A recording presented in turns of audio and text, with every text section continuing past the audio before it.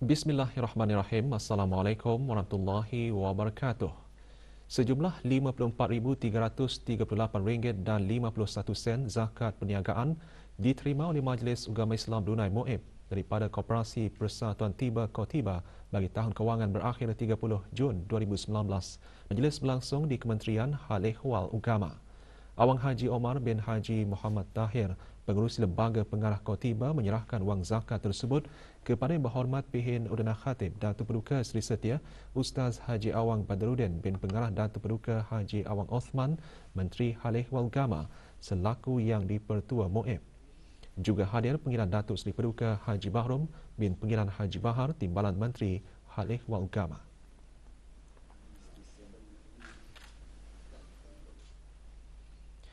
Kementerian Kesihatan mengadakan majlis sambutan Nuzul Al-Quran yang diselajurkan dengan majlis Khatam Al-Quran sempena bulan Ramadan.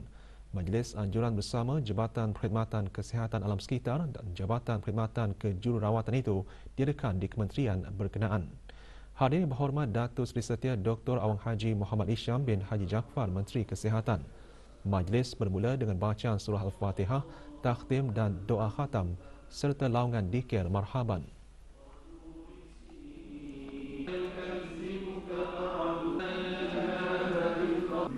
Majlis diikuti dengan penyampaian derma kepada 40 orang anak yatim dari warga kementerian berkenaan dan jabatan-jabatan di bawahnya.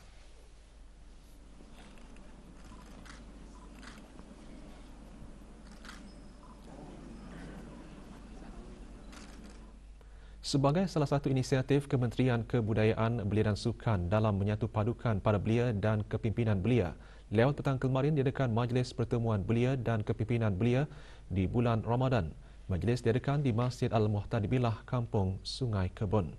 Hadir Yang Berhormat Major Jeneral Besara Datuk Paduka Seri Haji Aminuddin Ehsan bin Pihin Orang Kaya Saiful Mulok Datuk Seri Paduka Haji Abidin, Menteri Kebudayaan, Belia dan Sukan. Kira-kira 350 belia dan pemimpin belia menghadirinya. Majlis diserikan dengan forum bertajuk Ramadan Penghayatan Sepanjang Tahun. Juga hadir ahli majlis mesyuarat negara.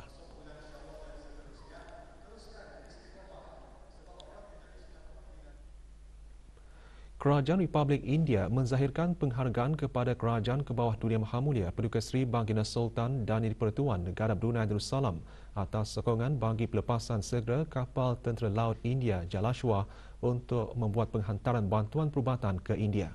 Kira-kira 600 silinder liquid medical oxygen disumbangkan oleh komuniti India di negara ini dihantar ke India sebagai sebahagian daripada bantuan kemanusiaan. Tuan Yang Terutama Janesh Kumar, Pesuruhjaya Tinggi Republik India ke negara ini, menzahirkan penghargaan tersebut ketika menyaksikan proses memuatkan barangan bantuan perubatan ke kapal Tentera Laut India Jalashwa di Pelabuhan Muara. Usaha tersebut dijalankan di bawah naungan Suruhanjaya Tinggi India di negara Brunei Darussalam.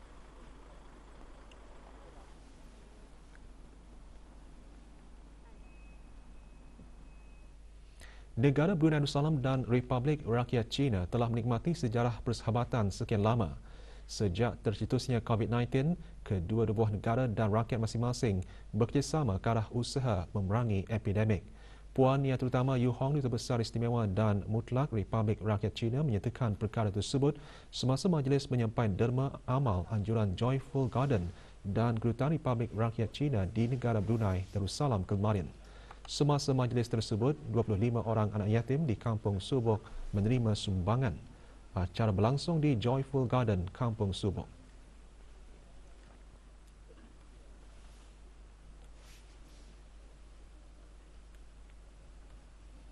Tiada kes jangkitan baru dicatatkan kemarin. Kementerian Kesihatan dalam siaran akhbarnya mengenai perkembangan terkini situasi jangkitan COVID-19 di negara Brunei Darussalam maklumkan 7 kes aktif masih menerima rawatan di Pusat Pengasingan Kebangsaan.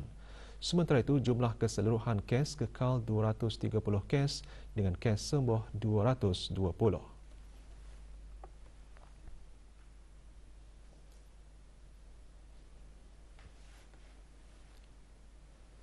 Kes terakhir jangkitan tempatan COVID-19 dilaporkan pada 6 Mei 2020, manakala jumlah kes import sejak kes jangkitan terakhir tempatan dilaporkan sebanyak 89 kes.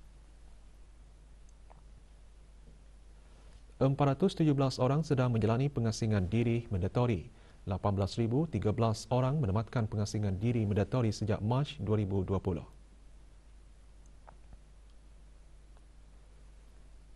Manakala 114 sampel ujian virus SARS-CoV-2 telah dilaksanakan menjadikan jumlah keseluruhan ujian makmal yang dijalankan sejak Januari 2020 kepada 122,723 ujian.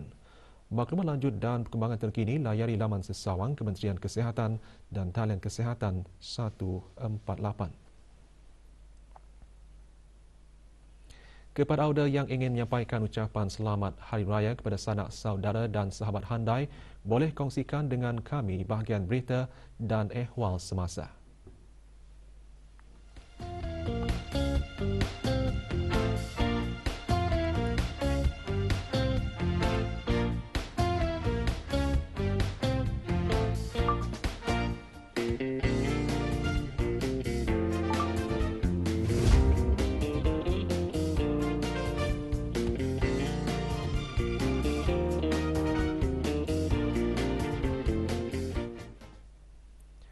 Rakyat dan penduduk di negara Brunei Darussalam wajar merafakkan syukur ke hadrat ilahi kerana dapat menunaikan sembahyang sunat tarawih secara berjemaah di masjid, surau dan balai ibadat seluruh negara walaupun perlu mengikuti garis panduan yang telah ditetapkan. Keadaan tersebut berbeza dengan Ramadan tahun lalu apabila umat Islam tidak dapat menunaikan sembahyang sunat tarawih di masjid, surau dan balai ibadat berikutan penularan jangkitan wabak COVID-19. Kru Moja RTV ada laporannya.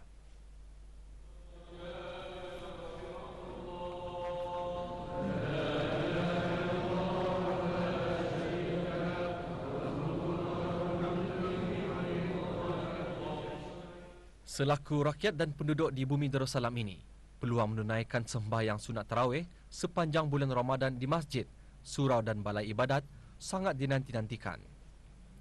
Setentunya peluang tersebut dapat mengubati kerinduan mereka selepas tidak dapat melakukannya pada bulan Ramadan tahun lalu. Walaupun perlu mengikuti garis panduan yang telah ditetapkan, namun jemaah tetap bersyukur kerana dapat menyemarakkan malam-malam bulan Ramadan dan merebut kelebihan sembahyang sunat tarawih secara berjemaah di masjid, surau dan balai ibadat. Kalau kita lihat perbezaan di Ramadan tahun lepas dan Ramadan tahun ini, subhanallah, jauh rahmatnya, dan kita ni seharusnya bersyukur kepada Allah SWT kerana telah memberi kita ni peluang untuk beribadah lagi kembali. Kita ni dah tahu bila-bila masa nikmat Allah Ta'ala ni akan ditarik daripada kita ni.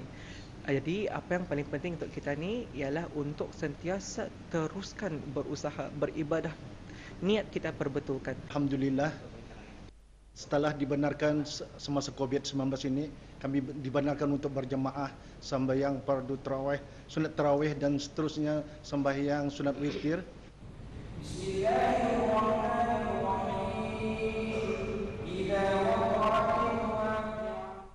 Walaupun sembahyang sunat tarawih dibenarkan diadakan di masjid, surau dan balai ibadat seluruh negara, namun jemaah masih perlu mengikuti peraturan dan garis panduan yang dikeluarkan oleh Kementerian Kesihatan bagi membendung wabak COVID-19.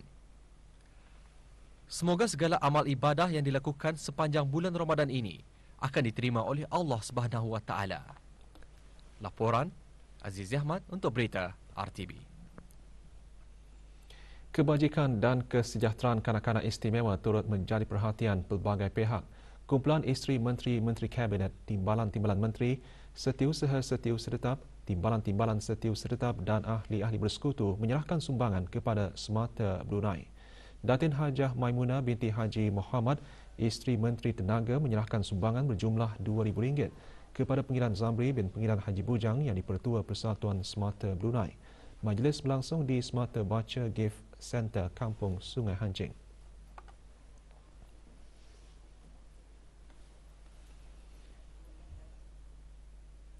Dua 20 pelajar sekolah menengah awang Semaun dari keluarga yang kurang berkemampuan menerima sumbangan daripada sekolah rendah Yayasan Sultan Haji Hassanal Bolkiah dan 5 buah syarikat swasta di negara ini. Majlis berlangsung di sekolah berkenaan. Sumbangan disampaikan oleh Dayang Hajah Mariam binti Haji Ladi, Ketua Sekolah Rendah Yayasan Sultan Haji Hasanah Bolkiah. Turut menyampaikan wakil-wakil daripada syarikat jualan dinas, restoran Razikin, Yongsan Enterprise, Delhi Haji Minggai Furniture dan Sifana Sendirian Berhad.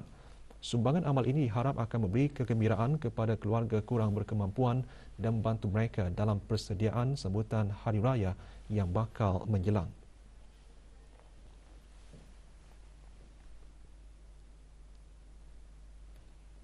Negara Brunei Darussalam pada masa ini berada dalam tempoh monsun peralihan dan dijangka berterusan sehingga hujung bulan Mei. Ini adalah tempoh peralihan dari monsun timur laut ke monsun barat daya. Berdasarkan rekod klimatologi, kekerapan kejadian ribut petir adalah tinggi semasa tempoh peralihan monsun berbanding bulan-bulan lain. Pemangku pengarah kaji cuaca semasa di Temu Bual RTB juga menasihatkan orang ramai untuk sentiasa peka dengan keadaan cuaca terkini yang dikeluarkan oleh Jabatan Kaji Cuaca Negara Brunei Darussalam. Jadinya cuaca pada musim perayaan ini usulnya berpotensi aktif dengan hujan atau hujan berpetir, terutamanya di kawasan pedalaman pada waktu petang, dan selalunya kalau musim peralihan ini ribut petir di kawasan pedalaman ini akan bergerak ke kawasan pesisiran sama ada pada lewat petang ataupun pada waktu malam. Jadinya kalau berdasarkan model turunan hujan berangka yang terkini, ianya menunjukkan keadaan hujan atau hujan berpetir ini akan berlaku pada sekitar hujung minggu ini dan juga menyacah ke awal minggu depan. Jadinya dengan keadaan cuaca yang berpotensi aktif ini, ianya boleh menyebabkan kejadian banjir atau banjir kilat, terutamanya di kawasan-kawasan rendah dan yang mudah banjir. Beli minyak kenderaan lebih awal dan jangan risau atau cemas bagi pembelian pada malam menjelang Hari Raya Aidilfitri.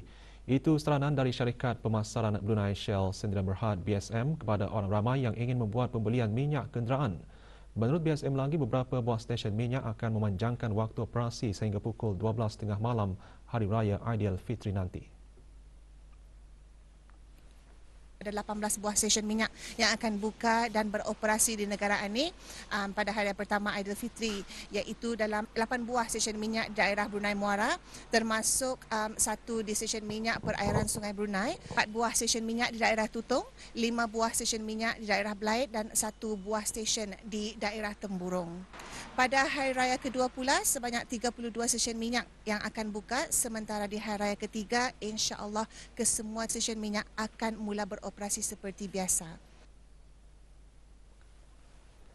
Maklumat mengenai waktu-waktu operasi stesen minyak semasa Hari Raya Aidilfitri boleh didapati melalui akhbar-akhbar serta laman sesawang BSM iaitu bsm.com.bn dan juga media sosial seperti Facebook dan Instagram @Brunei Shell Marketing atau hubungi Pusat Panggilan Pelanggan atau call center BSM melalui talian 224 4739.